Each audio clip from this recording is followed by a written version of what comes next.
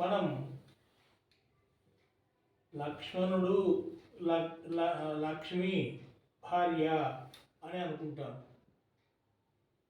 ఈశ్వరుడు అంటే పార్వతి అని అనుకుంటాం. బ్రహ్మ అంటే సరస్వతి అని అనుకుంటాం. కానీ వాళ్ళకు భార్యలు లేరు. అవన్నీ కూడా పరమేశ్వరుని యొక్క నామాలే. కాబట్టి ఆ 3 పదాలకు అర్థం తెలుసుకుంటే చాలు.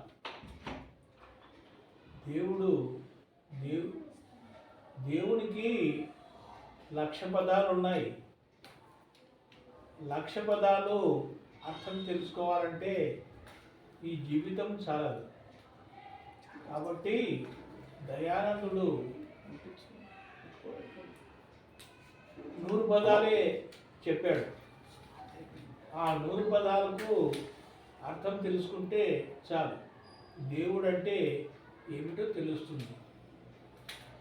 ఆ 100 పదాలు నేను అర్థం తెలుసుకున్నాను కాబట్టి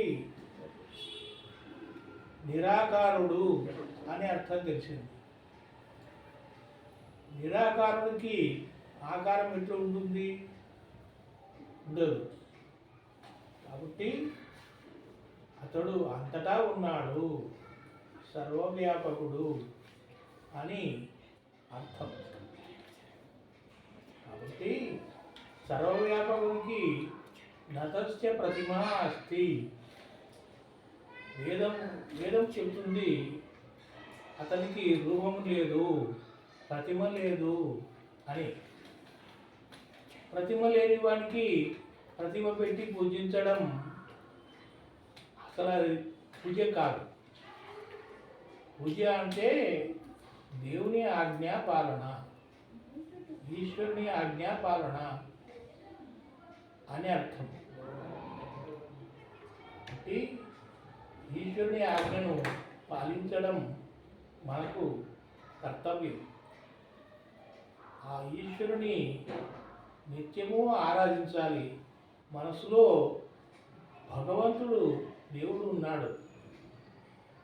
దేవుడు అంతటా ఉన్నాడు, సర్వవ్యాపకుడు, ప్రతి పరమాణువులోనూ ఉన్నాడు అని తెలుస్తుంది. పరమేశ్వరునికి రూపము లేదు అని. కాబట్టి పరమేశ్వరుడు అంతటా ఉన్నాడు అని తెలుసుకోవాలి ప్రతి మనిషి. ఈ ఇంగ్లీష్ వాళ్ళు వచ్చి మనకు ఇంగ్లీష్ నేర్పించారు కనుక మనం ఇంగ్లీష్ నేర్చుకుంటున్నాం. కానీ పరమేశ్వరుని తెలుసుకోవడం లేదు. పరమేశ్వరుని తెలుసుకోవాలంటే సంస్కృత భాష అంటే దేవభాష అని అర్థం. ఆ దేవభాషను నేర్చుకుంటే సత్యం తెలుస్తుంది. కాబట్టి ఈ 4 వాక్యాలు తెలుసుకుంటే చాలు, మనిషి ధన్యుడైపోతాడు. శాంతి మాటలు. ఓం శాంతి శాంతి శాంతి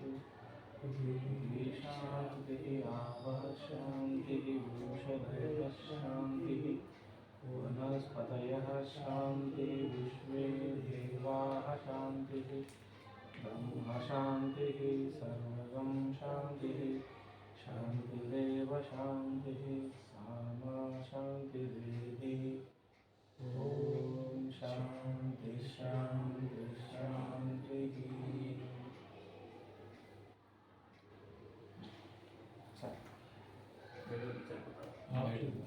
हाँ